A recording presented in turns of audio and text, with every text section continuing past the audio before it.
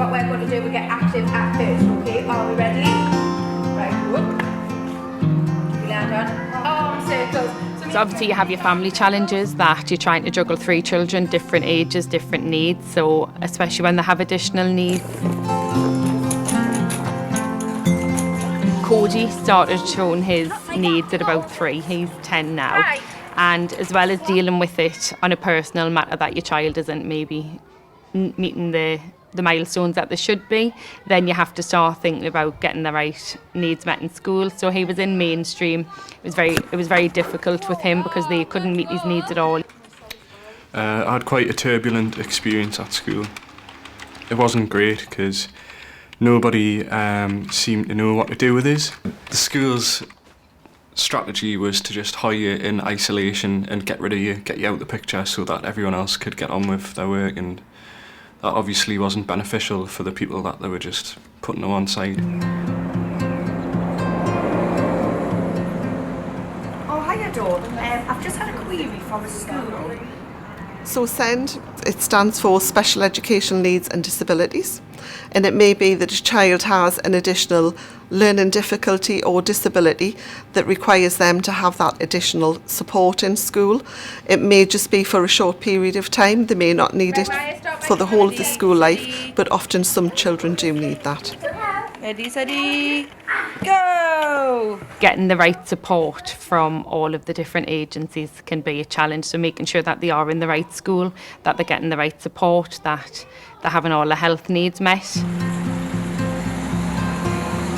Obviously, being general practice, we are the first point of contact, and we try to support those families with children with SEND from the point of view of also making sure that we do the appropriate referrals for them. We help them navigate this whole landscape.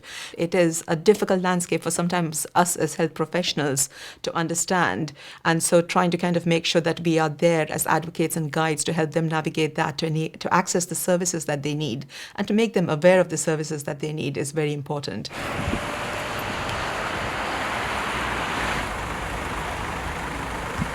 You do it, look.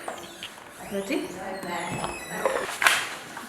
Examples of support needed are medical, referral to tertiary specialists, physiotherapy, speech and language therapy, support within education, portage or hearing, visual impairment.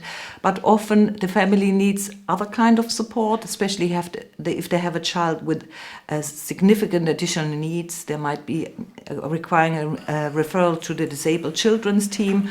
Also, I alert the SENCO at school and liaise with SENDIAS. So the requirements will be different for every family. As parents and caregivers and as a family unit as a whole, it takes a toll on your mental and emotional health. And I think being cognizant and aware of that is certainly my role as a GP, and making sure that they do have the help and support, that actually kind of there's a team that wraps around the family as opposed to them kind of, working or feeling that they're working in isolation. They have to work together because you can't get a full picture of a child if you're getting a single assessment here, a single assessment there, and not keeping in touch with each other. And to my experience, most of them will centre around a school setting and use the school setting as that centre hub. And that's where you get your multi-organisational team meetings, and the school, well, this school I know does actually allow that, and it makes room and encourages it. Assistance, and she's having to wait her turn so that she's got kind of an understanding. Education now is great because they're in the right school, but it is hard to get them in the right school because there's a shortage.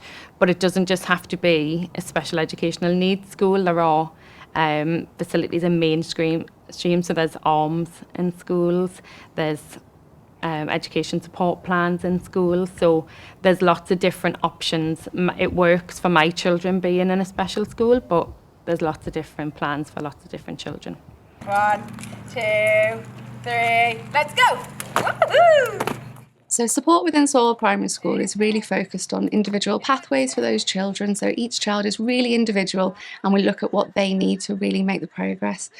So for some children it might be that they require specialist speech and language programmes, and those are delivered either one-to-one out of class, it might be a small group, or it might be just built into their natural curriculum. It might be that some children need to have a sensory diet built into their day, so they're being taken out at regular points for sensory breaks, either into the sensory room, doing some sensory circuit work, or just deep pressure activities within the classroom. And it's just really individual, tailored and bespoke to each child. I want cake. I want cake. So it's not just schools that can support children with SEN, it's also the home. Parents and families that are providing lots of opportunities for children to communicate and, you know, following the advice that we give and that other professionals give, making sure that they're well regulated so that they're ready to communicate. Those things are really what can make the difference to these children, and they don't necessarily then have to go on an education healthcare plan if they're being well supported at home.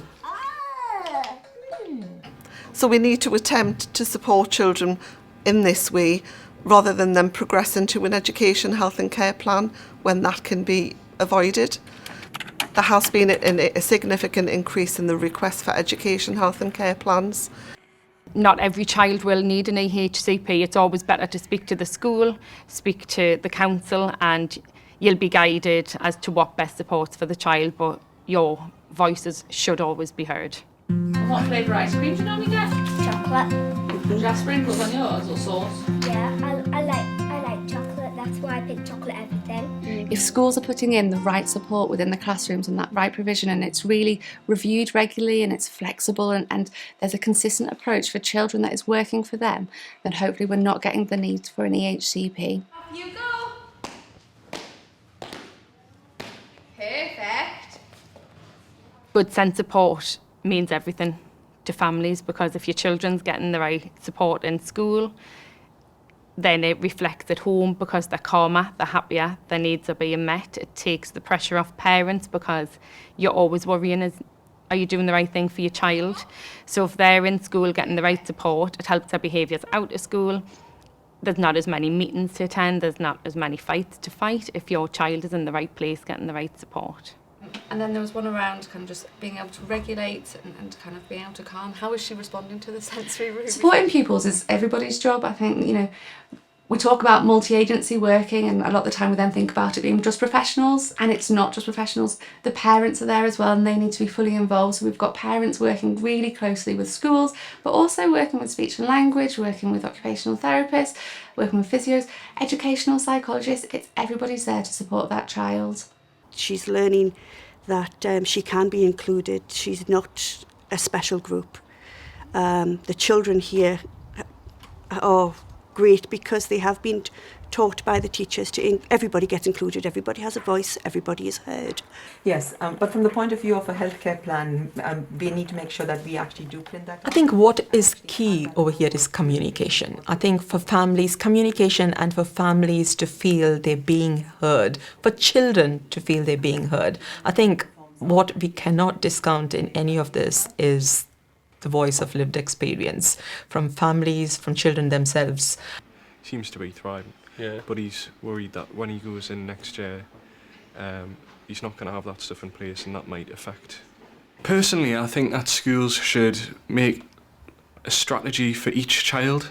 Each individual child should have their own strategy or like a plan. Like you have an AHCP, but that only sort of tells the school what your needs are.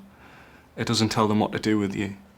Maybe all the teachers and any staff who's dealing with a specific young person should meet once a month or once a term and discuss them and share opinions and communicate with each other on what's the best way to deal with them. Because then everyone's lives are going to be easier. I think for the professionals to make the whole thing a lot easier for parents is to listen to the parents, not put barriers in their way, be sympathetic to parents, listen to exactly what they're saying, try not to delay things, because early intervention's the best thing for our children. We now have a body chart as well. What I would like all of us to do is to put ourselves in, in those shoes and actually think about it and think about what it is that we can do to make this journey simpler, easier, more accessible, and actually reach an outcome that is positive for every family. They go away from this experience thinking that the least difficult step of this journey was actually accessing the help that they needed. Why don't we do obstacle course on here, me and you? Yeah? The right support at the right time for children means that they are able to make the progress that they're fully capable of, being able to sit within the class with their peers and being able to feel like they're fully included with things. And it might be they've got those little adjustments, something like a weighted blanket, might be some ear defenders, that means that they can go into an assembly with their peers and feel like they're fully part of that community. Amelia's fearless. She will speak to anybody, she will want to make friends with anybody, and she will actually tell you that autism is her superpower.